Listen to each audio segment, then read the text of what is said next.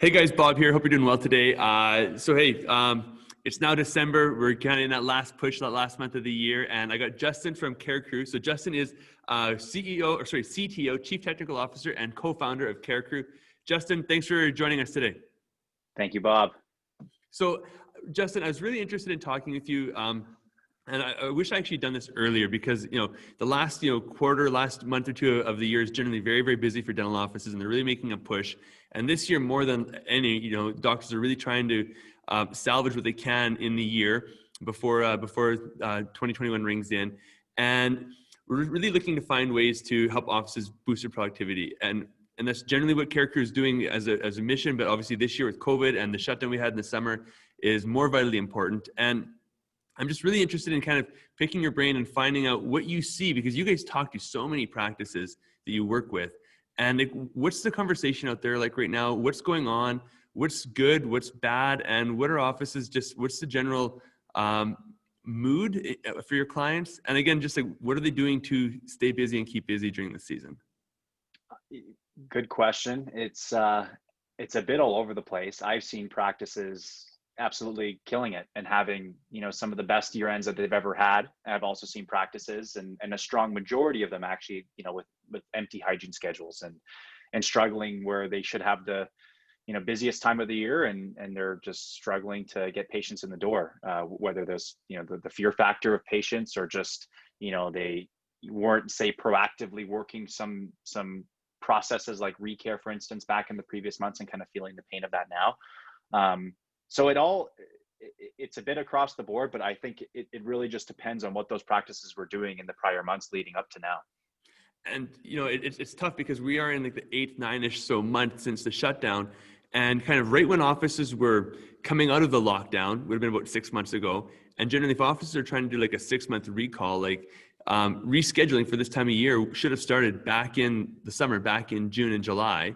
And obviously I think at that point they were just trying to work as much as they could because of the backlog from the shutdown. And so I don't really know how much time was put into pre-scheduling for this time of the year. And I think, are you seeing that as well? I guess it's a lack of pre-scheduling that's been kind of led to this like lull in December. Yeah, for sure. I think that, the big thing that we'll always preach is pre-appointment. And that's some of the really simple thing that it really goes a long way, especially just now with the uncertainty with patients. Every time they leave the chair, they don't really know when the next time they might be able to come back into the practice, but it's really important to get that appointment in the schedule. So I think that a lot of it is going to come down to pre-appointment. A lot of it's going to come down to, given the uncertainty during the downtime or during the summer months, were you really still working effectively all that queue of patients that were canceled during COVID, your recare list of due and unscheduled patients and making sure that they actually got into the schedule. And you know what, I feel bad. Like, we had a quick conversation before we went live here, and we've known each other for well over a year now, or 2 years even. I forget when we first met, but I just, I'm assuming everyone here who's watching this knows what CareCru is and what CareCru does.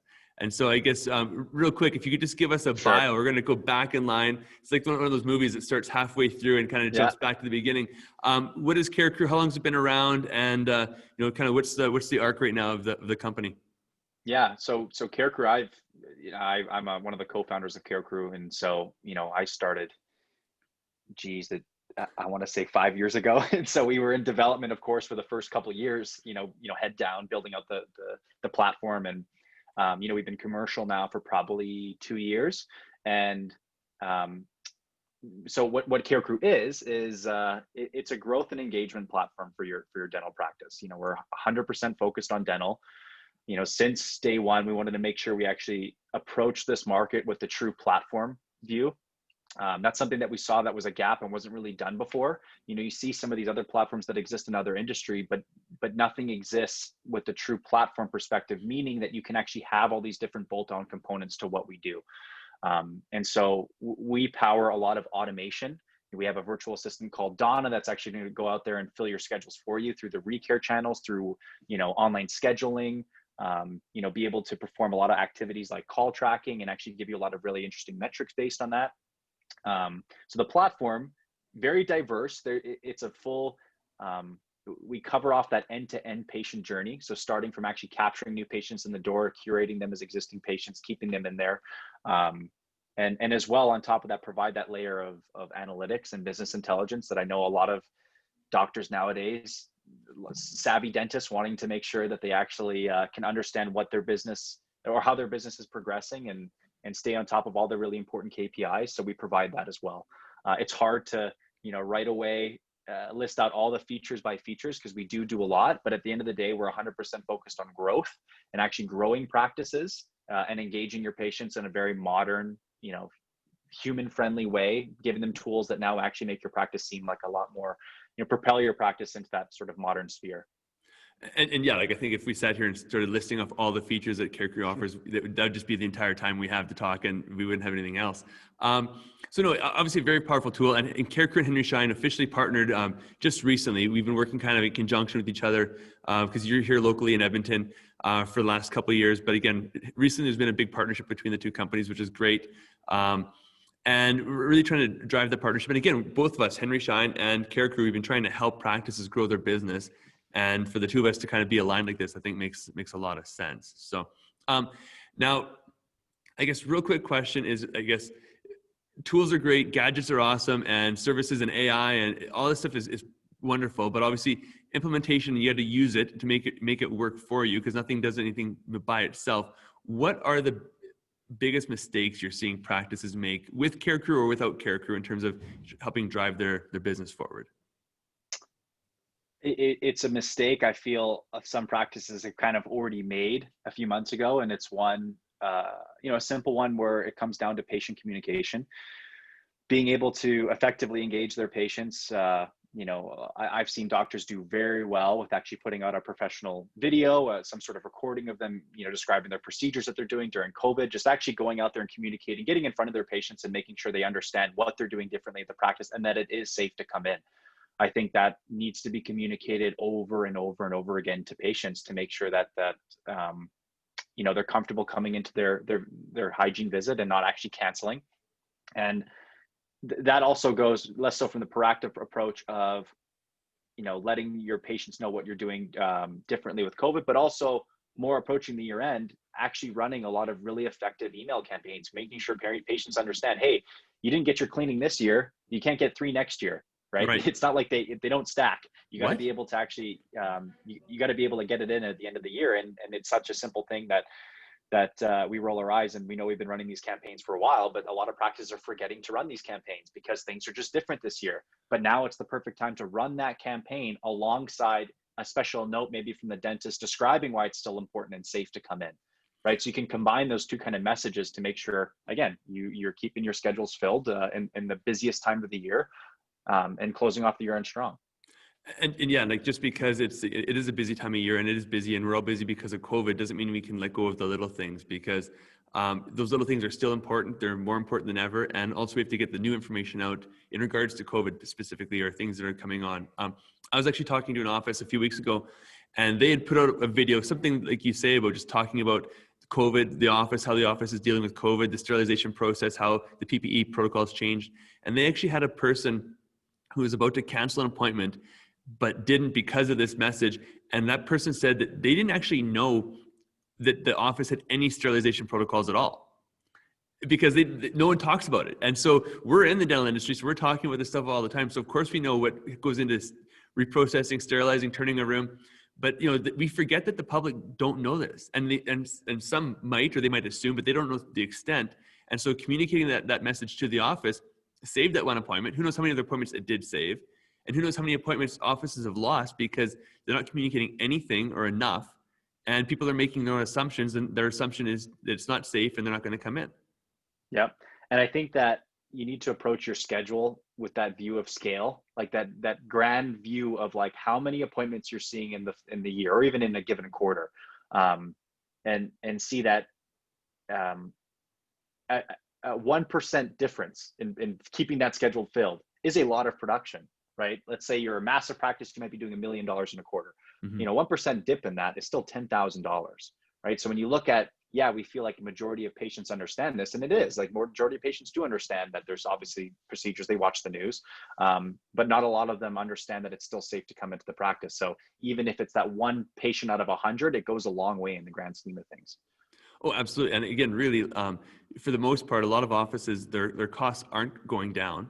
In some areas, they're actually going up at this time. And so that one or that $10,000 in production is vitally important. It's not just, it's not just like gravy right now. It's like it's needed to kind of for the viability of the practice. It justifies them spending more materials with you. Hey, no, it's okay. We're going to go back and forth. I know this, but hey, we're having our struggles too. It really is. Our PPE is challenging right now, and so those costs are going up. We are transferring the costs that we incur to procure under the client. Sorry, it's just it's how it is. And yeah, hey, $10,000 in production is $10,000 in production, and I think it's important right now. So, and I said that to say that we're both focused on growth. I right. think that's Okay. where, Yes. each growth opportunity unlocks the other, right? Whether that be, that new scanner or whatever it is, being able to, raise EBITDA by being able to do a new procedure. I think that's exactly why we are aligned with Henry Schein in terms of how they want to go and approach a practice. It's not just on cutting costs and, talking about sundries and, we're going to give you the cheapest product. It's really always going to be focused on that holistic view of the practice and just on growth and making sure that they're benefiting. It's a win-win-win. Absolutely. And maybe I misheard you a little bit there, but yeah, no, it's just we need to kind of find a way to work together. And again, working on the top line has always been the best strategy for a business, regardless of any industry. And you're never going to be able to save your way to prosperity. We need to obviously keep a mindful eye on everything right now, and obviously invest wisely. And so again, I still think investing in software like CareCru, in CareCru particular, is obviously is money well spent. And we're going to kind of go over that and kind of discuss like the pros that you guys have and what you can deliver. So obviously, besides the communication and having offices, communicate more with patients, what really are the driving factors that are being missed and that CareCru can really help with for offices in growth in this time that we're in? I think that it's easy right away to jump to ReCare and actually being able to have a much more performant ReCare engine, making sure that you have a lot of automation that's sitting behind the scenes. I think you said something earlier that you're talking about, these things are only as good as the people using these tools. Well, right. That was actually something that we wanted to differentiate ourselves early on, is to not be considered a tool, is that we're more of that turnkey solution that we go in there, we install our software that syncs with the practice management software, and then Donna's working for you in the background. We have all of our ReCare messages going out through automation in the background, all with all the, accurate, exactly as you said it in Dentrix or whatever PMS you're using. We'll be sending out the messages according to how you want them. But it's really important to provide patients the simple ways to convert and get into the schedule. And that's why what we do is so powerful, by tying it with what we do with online scheduling. So that's something that I think that we would want to make sure every CareCru practice, of course, has their ReCare automation on, and all of them do. But any practice that might be interested in looking at CareCru, that's probably something I lean at, is just the amount of the benefit that they're going to get by getting those existing patients back in the door through a much more optimized process, so that when they actually go in and finally make that phone call, right, it's a lot more effective use of their time. They're now, we actually prompt people on when to make the phone call versus just, hey, here's your list, go at it. You might as well hire a call center or a salesperson just to get on the phone all the day and you get patients in, but that's not the reality of practices, right? They have practice managers or hygiene coordinators that have just been living in dental for the last 20 years. And so I think I want to go back and touch on something you said very briefly, because there are other systems out there that do similar work as CareCru. And historically in this space, similar work has been text and email patients on appointment confirmation. But you said online booking. And so my question is, so CareCru is a premium product. You guys market it that way. You guys sell it that way. We promote it that way, and we believe it is. Like, prove it to me. How is CareCru? And I think we should touch on the online booking. But where is CareCru separating itself from other technologies in this space? I think that the easy thing I can point to is new patients, and there's an entire marketing side of the platform. We talk frequently about Donna, our virtual assistant, fulfilling multiple different roles at a practice. There's the practice consultant role, which comes with the business intelligence, the analytics, being able to complement people like yourself, Bob, with, access to that data and being able to tell that story with the practice. There's also that marketing consultant role, which is what I'm kind of referring to here, with being able to boost reputation online, be able to drive a lot more traffic through the website, being able to convert new patients through online scheduling. And then lastly would be that extra help on the front office staff, which is all that automation, saving a ton of time, making sure that the staff can actually focus on higher value activities. It's wild when you look at some of these practices that are just manually working these lists. They have full-time staff doing that. They don't do anything else but just show up, they sit at the desk and they pick up the phone and they call these patients. And I've seen the data where, there's 1,000 calls that were made at a high number of practices. And, it was like 1% of them actually resulted in the patient picking up the phone. So it's a really not even booking, just answering. Not even booking. And so many of them were just leaving messages on machine, right? Which is just an ineffective use of time nowadays, which is why we always approach it with that more modern conversion optimized approach that a ton of case studies and science backs up about why it converts better. Mm-hmm.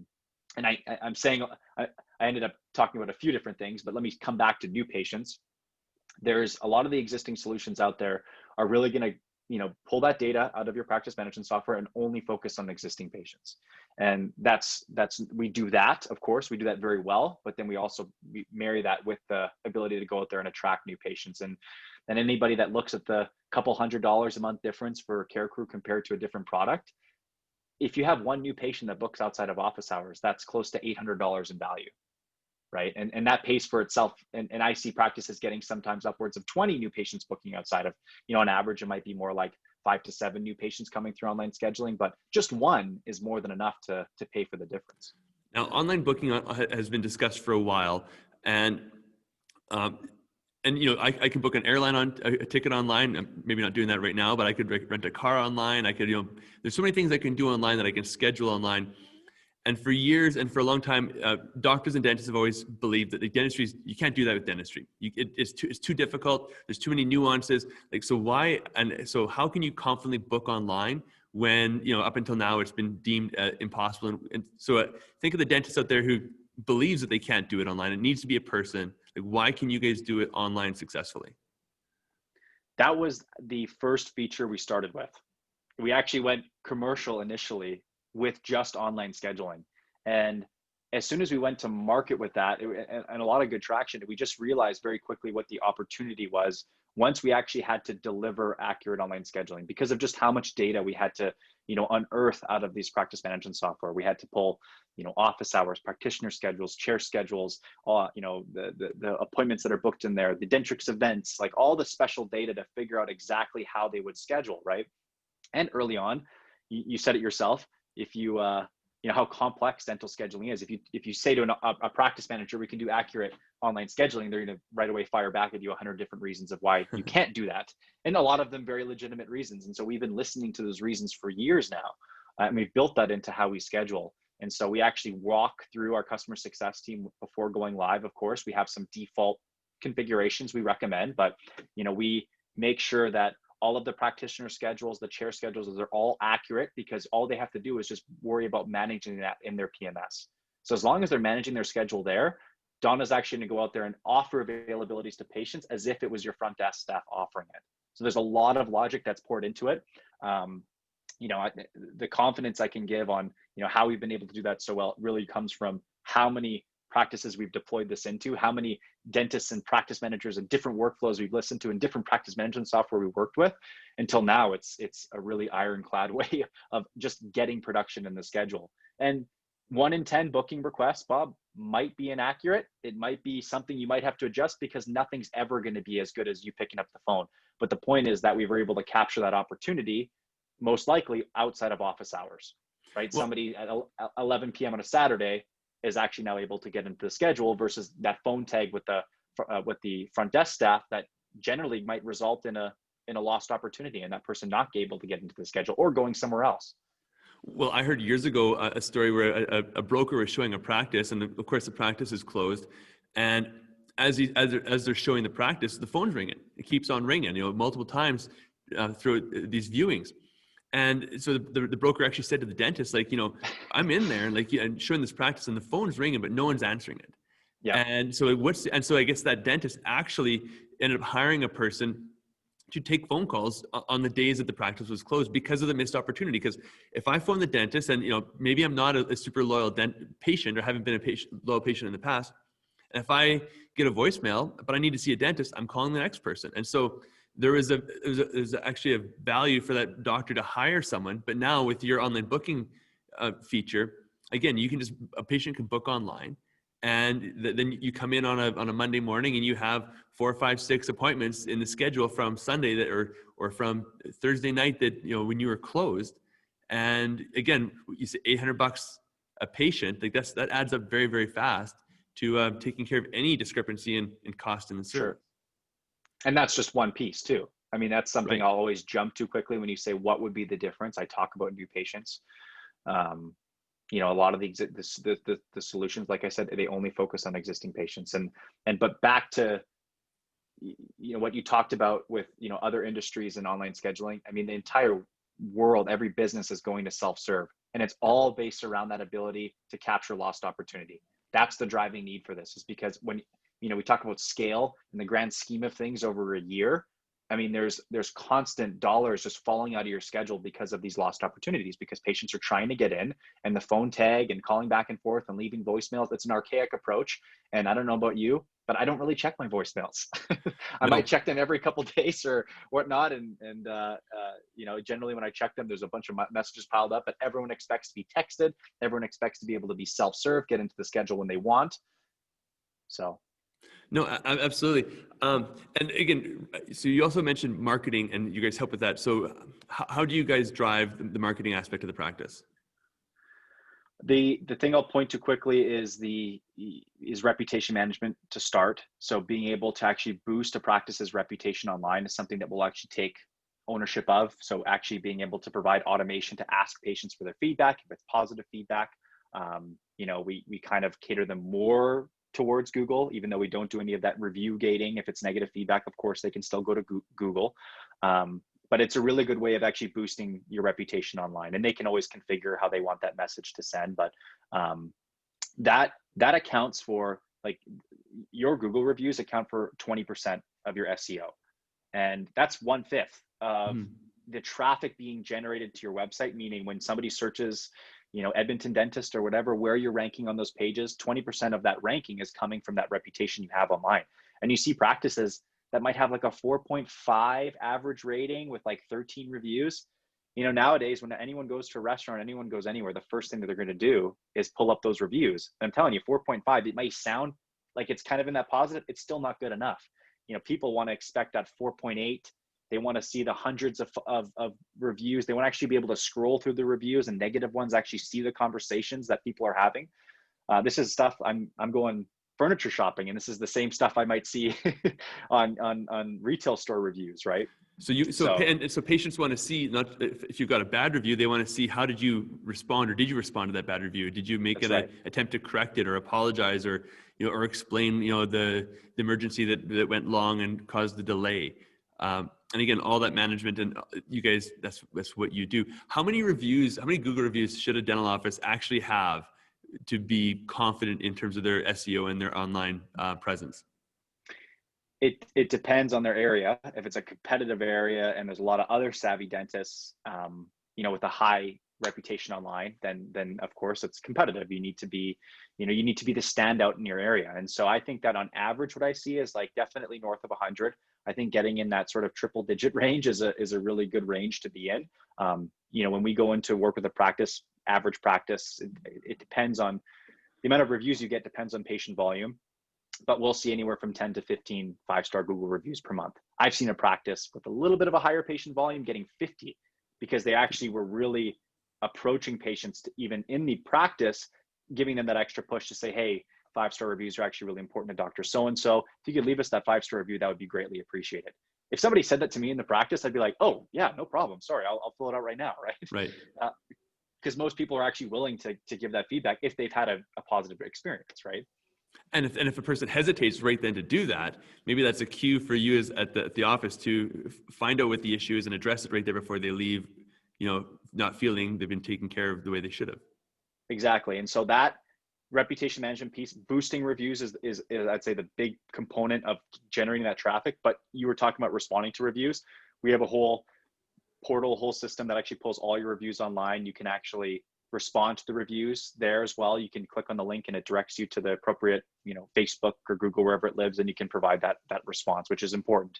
Most people actually hire marketing agencies to pull up all their different directories and stay on top of it and respond to all their reviews. And those agencies generally have tools that, we have the same tools, and we provide that now to the practice to be able to respond to their reviews. Justin, it's been, I feel like we could talk like this for hours, and I don't want to do that because I want to kind of keep this concise. But before we do kind of wrap this up, is there anything else you wanted to kind of touch on before we do kind of put a pin in this and call it a day? Mainly just to, outline people how they can get in touch with CareCru, I'd say is probably the important thing I should leave behind, or else I'll get my wrist slapped by people on my end.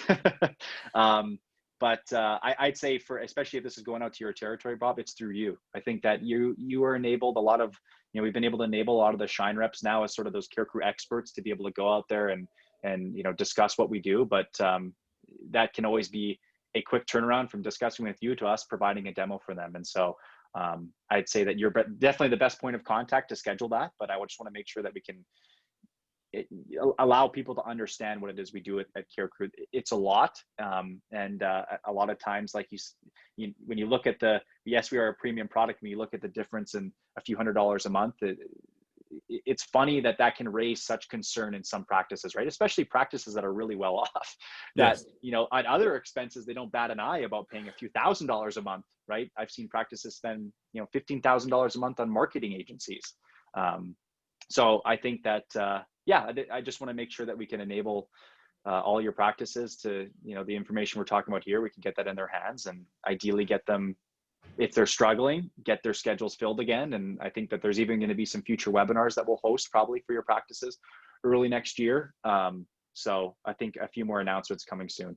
No, absolutely. And what I will do, what I've done with all these conversations is I'll put your information, contact info in the body of the email. Also, CareCru has this great about a 30-minute, 24-minute online demo of Donna. Who is Donna? Donna is the AI agent behind CareCru, who's kind of in the background working with. So there's a 30-minute demo. I'm going to include a link to that as well. Anyone wants to watch that, maybe a couple other CareCru videos and some PDFs, any document that Justin has that he wants to share with me, I'll definitely include in the email as well. So, hey, Justin, thank you so much for doing this. I really appreciate it. And I think, again, there's a lot here. We can definitely hop on another call, do this again, maybe touch on some more topics of CareCru that we didn't discuss today. Anyone has any questions, please reach out to me, reach out to Justin. Again, his contact's in the email, and we'll talk to you guys soon. Have a great day. Justin, thanks so much. And thank you, Bob. I appreciate it. Yeah, we'll talk to you guys soon. So, hey, you bet. Okay. Bye for now.